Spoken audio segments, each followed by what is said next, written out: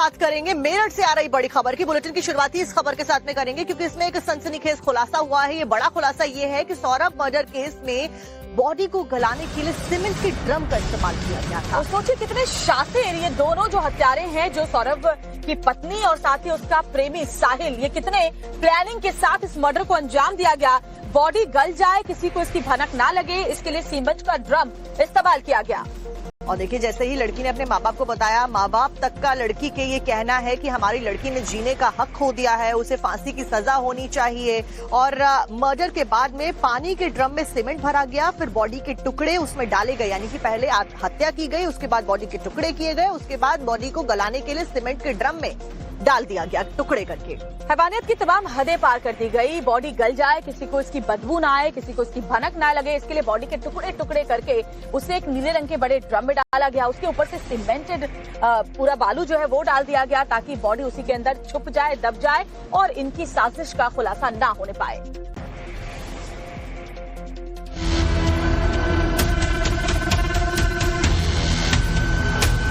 पति के मर्डर की खौफनाक प्लानिंग, जिसे उसने अपने बॉयफ्रेंड साहिल के साथ मिलकर अंजाम दिया। 4 मार्च की रात मुस्कान ने अपने पति को खाने में नशीली दवा मिलाकर बेहोश कर दिया। बेहोशी के बाद मुस्कान ने अपने दोस्त साहिल को अपने घर बुलाया।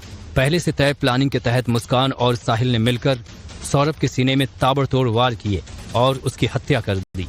सौरभ की हत्या करने के लिए जो चाकू इस्तेमाल हुआ, वो चाकू मुस्कान ने मेरठ की ही एक दुकान से खरीदी थी। इस मामले की जांच करते हुए पुलिस की टीम उस दुकान में भी पहुंची। कत्ल की प्लानिंग करने के बाद चाकू जो है वो पास के ही शारदा रोड के एक बर्तन स्टोर से खरीदा था, ऐसा उसने पुलिस को बताया। जिसके बाद पुलिस की टीम जो है इसी सिंघल जी बर्तन वाले स्टोर पर पहुंची थी। यहाँ पुलिस ने बातचीत भी की। हालांकि जाहिर तौर पे चाकू की जो डेट उसने बताई, उस डेट का सीसीटीवी फुटेज जो है वो अवेलेबल नहीं है। लेकिन पुलिस की टीम यहाँ पर आई थी। पुलिस ने बाकायदा इनसे चाकू जो है वो चेक किया और ये इस तरीके के चाकू का बाकायदा पुलिस जो है वो फोटो भी अपने साथ लेकर गई है। मुस्कान और साहिल सौरभ की हत्या के बाद लाश को बाथरूम में लेकर गए, जहां गला काटने के बाद लाश के 15 टुकड़े किए। पुलिस अब इस मामले की जांच में चाकू बेचने वाले दुकानदार से भी पूछताछ कर रही है कि किसी, देखिए कौन कुछ भी क्या चीज को क्या हथियार बना रहा है कह नहीं सकते हैं। हमारे यहाँ तो फ्रूट नाइफ, वेजिटेबल नाइफ बिकते हैं सारे के सारे। ये इस तरह का जो चाकू का फोटो लिया है, फ्रूट नाइफ इस पर लिखा आता है पैकेट पर इसके। ये पैकिंग आती है इसकी और ये चॉपिंग बोर्ड पे चलता है हमारे यहाँ तो सब्जी काटने के लिए। मेन की ये सब्जी काटने के लिए चॉपिंग बोर्ड आते हैं लकड़ी के। इसका हैंडल टूट जाएगा अगर बहुत हार्ड चीज पर इसको हम काटेंगे तो इस तरह से काटने के चॉपिंग में काम आती हैं सब्जियां, टमाटर, प्याज, खीरा, मूली, फ्रूट्स। तो इसी में चलते हैं जी चाकू हमारे तो। अगले दिन यानी 5 मार्च को दोनों बाजार गए और वहां से एक बड़ा प्लास्टिक का ड्रम, सीमेंट और रेत खरीद कर लाए। सौरभ के शव को ड्रम में डालकर ऊपर से सीमेंट और रेत डालकर उसे पूरी तरह बंद कर दिया।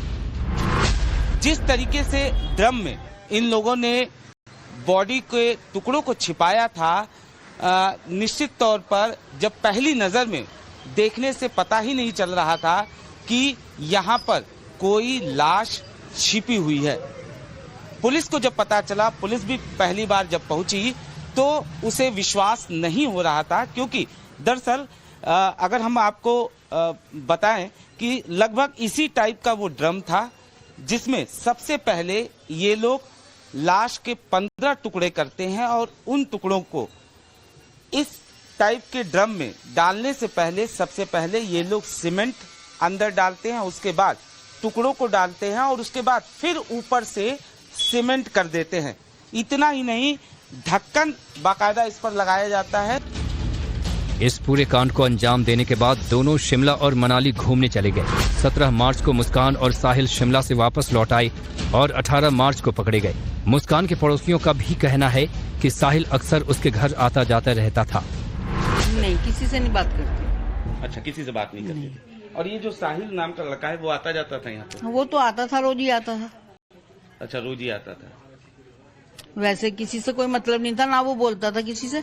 आता था, उसे सामान दिया और लेके चला जाता था। अच्छा। हाँ, दिन में 2-3 बार तो आता ही था। सुबह शाम तो आता ही आता था। अच्छा, सुबह शाम आता ही जाता था। मेरठ में हुए इस सनसनीखेज मर्डर से पूरा देश दंग है। मुस्कान और उसका बॉयफ्रेंड साहिल अब पुलिस की गिरफ्त में हैं। इस मामले में तंत्र मंत्र का भी एंगल सामने आ रहा है। पुलिस पूरे मामले की जांच में जुटी हुई है।